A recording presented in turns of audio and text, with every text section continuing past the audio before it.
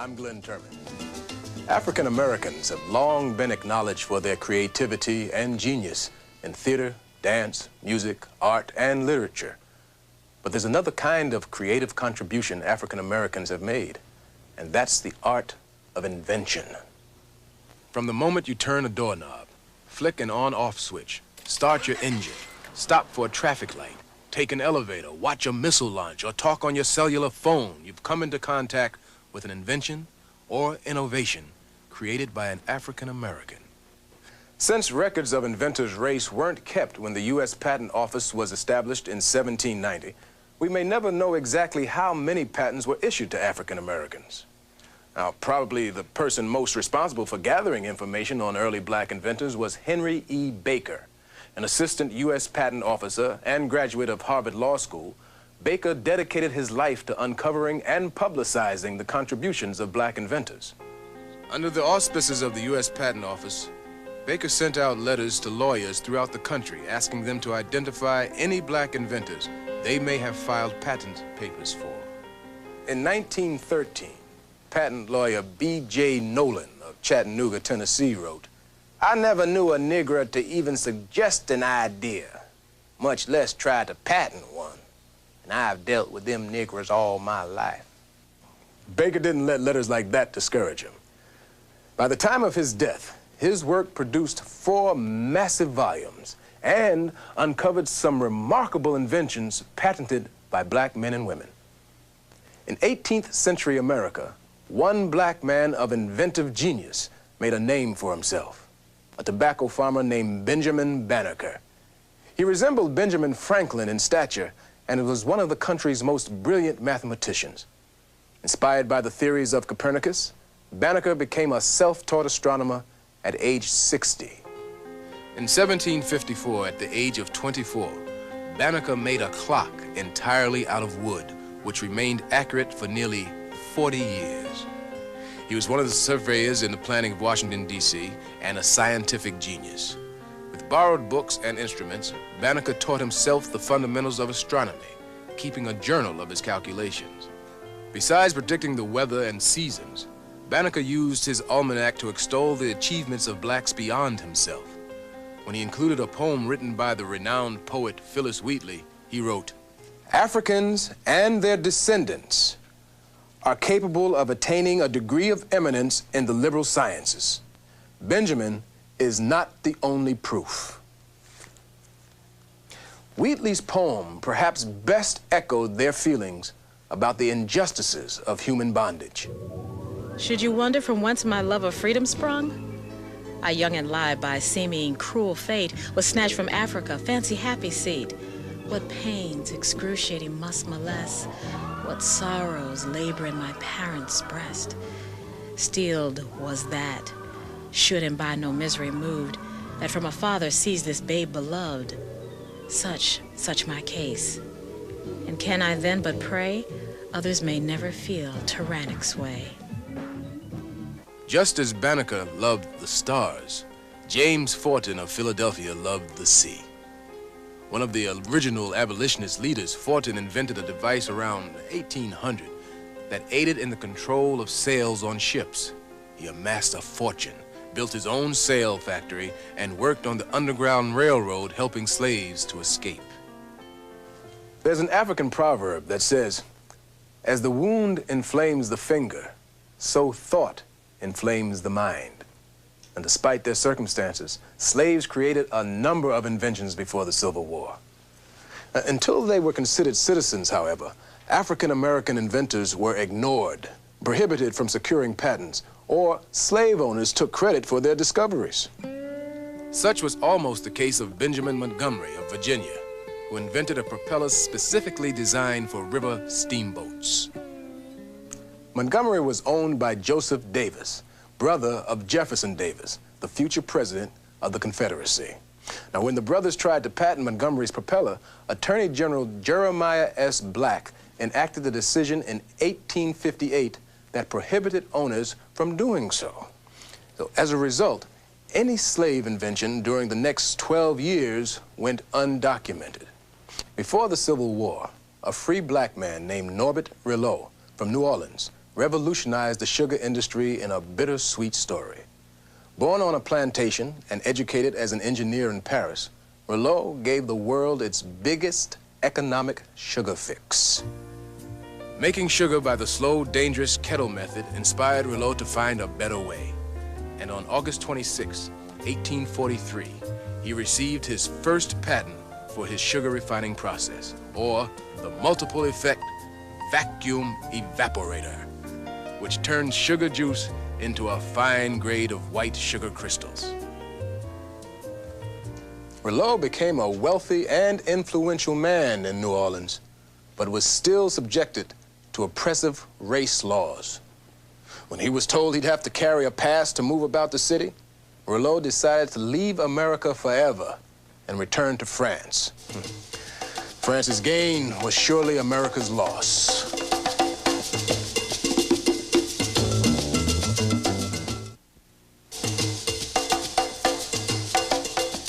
Industrial growth in America was tremendous, and both black and white inventors were responsible. By 1870, the patent restraints for blacks had been lifted and signaled an explosion of inventions to come. One of those inventions was from Jan Metzeliger, a black immigrant from New Guinea who settled in Lynn, Massachusetts, the center of the shoemaking industry. Now, his invention revolutionized the shoe manufacturing industry and created thousands of jobs. Prior to Metzeliger's invention, connecting the leather uppers to the soles of the shoes was done by hand, a process called lasting. He wanted to make shoes affordable for everyone, and after working secretly at night for 10 years, Metzeliger created a lasting machine that could turn out a complete shoe. His drawings, however, were so complex, the U.S. Patent Office couldn't believe the machine worked, so an official was sent to inspect it. And on March 20th, 1883, Jan Metzeliger was issued his first patent. Metzeliger tried unsuccessfully to market his invention himself and sold the rights to his invention for stock in a new company. He took to performing in plays, but died a forgotten inventor before he reaped any financial rewards. Metzeliger's recognition finally came a century later when a postage stamp commemorated his name and a bridge in his honor was dedicated in his hometown of Lynn, Massachusetts. With the introduction of Henry Ford's Model T, cars began to move horses aside, and America shifted full speed ahead. Between 1871 and 1900, more than 300 patents were awarded for inventions and innovations by blacks. Inventors have become a part of American folklore as well. If you've ever heard the phrase, the real McCoy, you know what I mean. The phrase was coined for a master inventor, Elijah McCoy, who ultimately patented over 60 lubricating systems, including an air brake system for railroads. In the late 1870s, most machines, including trains, had to be stopped every time they needed oil. The oilman would walk the length of the train and oil all the moving parts. McCoy devised a method for oiling machinery as it was running. And on June 23rd, 1872, he received a patent for the lubricating cup. McCoy believed in producing quality work. As a result, his lubricating system was used on locomotives, machinery in factories, and on engines of transatlantic steamships around the world. McCoy's system was so effective that buyers of new machinery would ask the sellers, "Does the equipment have the real McCoy?" If it didn't, they wouldn't buy it. So if you want the genuine article, the real thing, just ask for the real McCoy. In a country that still had the feeling that the oppressed race had contributed little or nothing, African Americans began to catch the public's attention. Exhibits at the 1895 Atlanta Exposition and the 1907 Jamestown Exposition gave black inventors the opportunity to showcase their accomplishments. On the flip side, in 1896, the Supreme Court ruled in Plessy versus Ferguson that separate but equal facilities for whites and blacks was constitutional, which marked the beginning of Jim Crow laws and legalized segregation. Despite the trials and stresses of life, people enjoyed their recreational time and hobbies were springboards for inventions. Now, take, for instance, dentist George Grant. He loved playing golf. And on December 12, 1899, he received a patent for an object that golfers have been using ever since. The golf tee. Before Grant's inventions, players would form cone-shaped mounds of sand with their fingers on which the ball sat. Now today, this tooth-shaped invention has improved many a golfer's drive.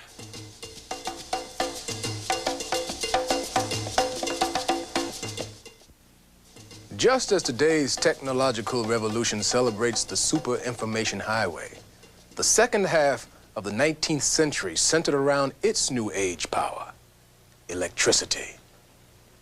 In every school book, the name of Thomas Edison and Alexander Bell are imprinted in our minds. But recognition for their distinguished African-American colleagues, Granville T. Woods and Lewis Latimer, is long overdue.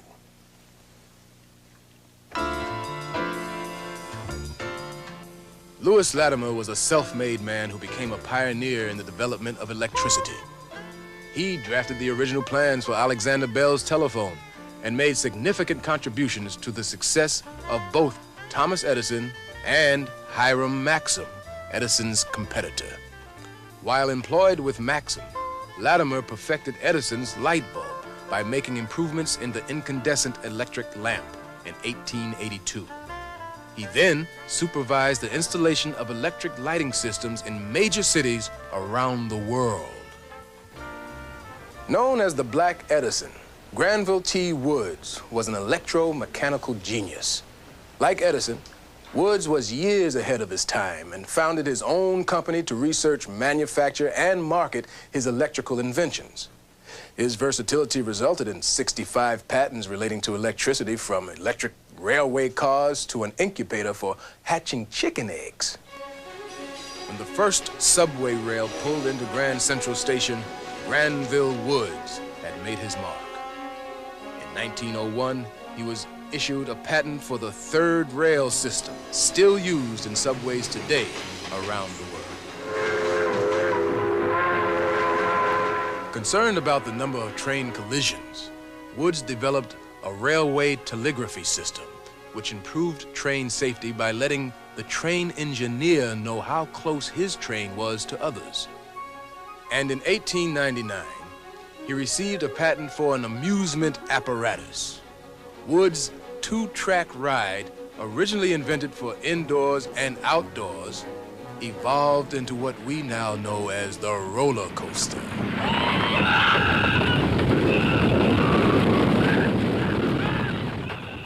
Woods' inventions caught the public's attention when he won 2 legal disputes against Edison. In fact, when Edison lost the second action, he asked Woods to come work for him. But Woods, whose patents were bought by General Electric, Bell Telephone, and Westinghouse, decided to remain on his own. By the turn of the century, a surge of inventions was well underway. African Americans received an estimated 1,000 patents by 1913 in nearly every field of industrial arts, machinery, transportation, agricultural, and electrical devices. Garrett Morgan was constantly thinking about the future. He'd say, if it's in a book, you can do it. If it's not, then use your imagination. And despite having only a 6th grade education, Morgan's inventions, the traffic signal and the gas mask, became 2 of the world's most significant safety-related devices. On July 25th, 1960, an explosion rocked a mining site. 3 rescue teams died attempting to save the miners. But Garrett Morgan, wearing an invention he called a breathing apparatus, entered the toxic mine and pulled the surviving men to safety. Morgan's invention came to rescue again during World War I, when British and U.S. troops needed gas masks to fend off Germans' newest weapon, poison gas. Back in the States, city traffic was hazardous. Morgan witnessed a terrible accident and developed the first illuminated traffic signal, which alerted drivers to proceed with caution. Garrett Morgan received his patent on November 20th, 1923, which he later sold to the General Electric Company for $40,000. His system was used until it was replaced with the automatic electric traffic lights we have today. Like inventors, African-American scientists have made phenomenal contributions as well. Grammy-winning composer Stevie Wonder even wrote a song about one of them. Dr. George Washington Carver, best known for his work with the peanut and its 300 or more derivative products, which include instant coffee, bleach, tan remover, metal polish, paper, ink, shaving cream, rubbing oil, linoleum, paint, and plastic. Carver was a man on a mission. A scientific genius, Carver felt a deep affinity for farmers and convinced them to grow diversified crops, such as peanuts, pecan, and sweet potatoes, in place of one crop, cotton, to re-nourish their soils. A deeply spiritual man, Carver also obtained fame as an artist. His varied interests led to his close friendship with Henry Ford, who shared his fascination with synthetic rubber. Carver's research as an agricultural chemist won him international acclaim. When Carver died in 1943 in Alabama, the governor and crowds of people came to honor him. The U.S. Postal Service issued a memorial stamp for the man who was dubbed the Savior of the South. Madam C.J. Walker became a millionaire as a result of her hair care products.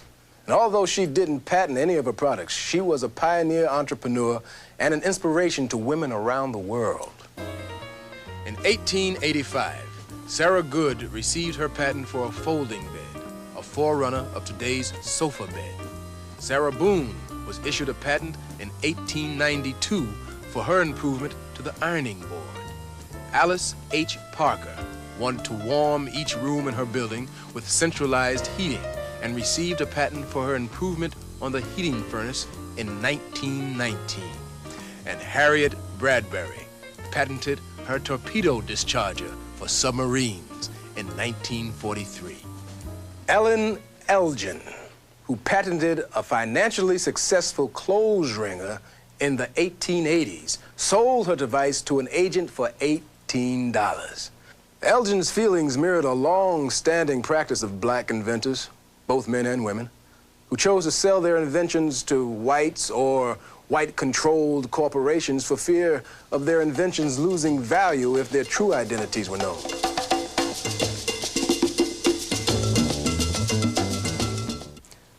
The contributions inventors and scientists have made is tremendous. As we look to the future, there are 2 African Americans who are continuing that creativity.